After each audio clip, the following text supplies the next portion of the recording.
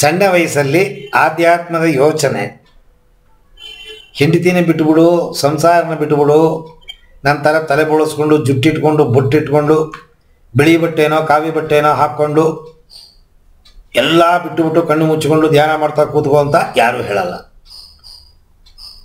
ಯಾವ ಭಗವದ್ಗೀತೆಯಲ್ಲೂ ಹೇಳಲಿಲ್ಲ, ಯಾವ ಉಪನಿಷತ್ತುಗಳಲ್ಲೂ ಹೇಳಲಿಲ್ಲ, ಯಾವ ವೇದಗಳಲ್ಲೂ ಹೇಳಲಿಲ್ಲ. ಇದು ಒಂದು ದಾರಿ ಅಷ್ಟೇ. ಹೇಗೆ ಆಧ್ಯಾತ್ಮ ಒಂದು ದಾರಿ, ಹಾಗೆ ಸಂಸಾರವೂ ಒಂದು ದಾರಿ. ಸಂಸಾರದಲ್ಲಿ ಪೆಟ್ಟು ಬಿದ್ದು ಪೆಟ್ಟು ತಗೊಂಡು ಕಲಿತೀವಿ. ಆಧ್ಯಾತ್ಮದ ಅಭ್ಯಾಸದಲ್ಲಿ ಪೆಟ್ಟು ಬೀಳದೇನೆ ತಗೊಳ್ದೇನೆ ಕಲಿತೀವಿ, ಅಷ್ಟೇ ವ್ಯತ್ಯಾಸ. ಆಧ್ಯಾತ್ಮದ ಒಳಗೆ ಇಳಿದಾಗ ಪೆಟ್ಟು ಬೀಳಲ್ಲ ನಿಮಗೆ, ಪೆಟ್ಟಿಲ್ದೇನೆ ಅರಿವು ಬಂದ್ಬಿಡುತ್ತೆ ನಿಮಗೆ.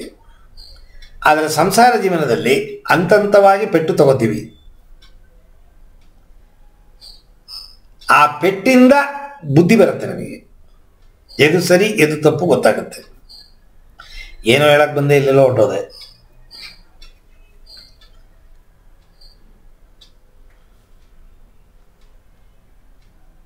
ಸೊ ನೀವು ಒಳ್ಳೆ ಲೈನು ತಗೊಂಡಿದ್ದೀರಿ. ಇದು ಪೂರ್ವ ಜನ್ಮದಲ್ಲಿ ಸುಕೃತ ಮಾಡಿದರೆ ಮಾತ್ರ ಈ ಬುದ್ಧಿ ಬರೋದಿಲ್ಲದ್ರೆ ಬರಲ್ಲ.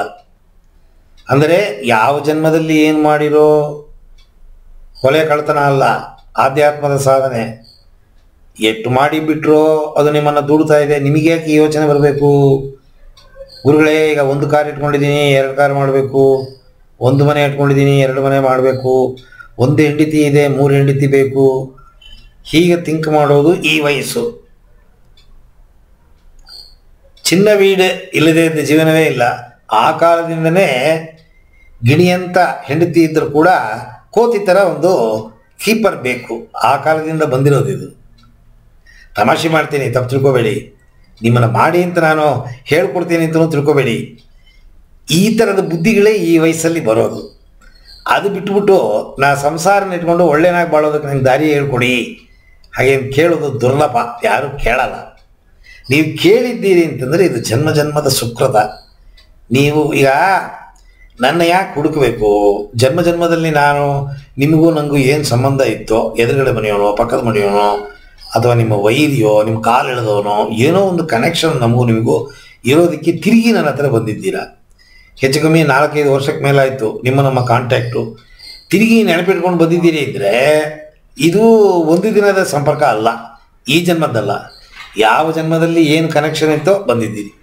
ಹಾಗೇನೆ ಈ ಬುದ್ಧಿ ಕೆಲಸ ಮಾಡೋದು ಕೂಡ ಜನ್ಮ ಜನ್ಮಾಂತರದ್ದು. ಅರ್ಧಂಬರ್ಧ ಏನು ನಾವು ಮಾಡಿಬಿಟ್ಟಿರ್ತೀವಿ ಅದರ ಕಂಟಿನ್ಯೂಯೇಷನ್ನೇ ಈ ಜನ್ಮ. ಇದೇನು ಹೊಸತಲ್ಲ, ಹಳೆಯ ಜನ್ಮದ ಪ್ರತಿಬಿಂಬ. ಹಳೆಯ ಜನ್ಮದ ಪ್ರತಿಬಿಂಬ ಈ ಜನ್ಮ. ಅದರ ಕಂಟಿನ್ಯೂಯೇಷನ್ನು ಸಶೇಷ. ಸೀರಿಯಲ್ಗಳು ಬರುತ್ತೆ ನೋಡಿ, ಇವತ್ತು ಮಾಡಿದ್ದು ನಾಳೆ ಕಂಟಿನ್ಯೂ.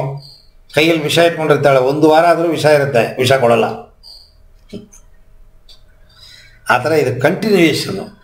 ನಿಮಗೆ ಕಂಟಿನ್ಯೂ ಆಗಿದೆ, ಪುಣ್ಯ ಮಾಡಿದ್ದೀರಿ, ನಿಮಗೆ ಯೋಚನೆ ಬಂದಿದೆ ನೋಡಿ, ಎಳ್ಕೊಂಬಂದು ಮುಂದೆ ಕೂತಿದ್ದೀರಿ, ನನ್ನ ಮಾತು ಕೇಳ್ತಾ ಇದ್ದೀರಿ.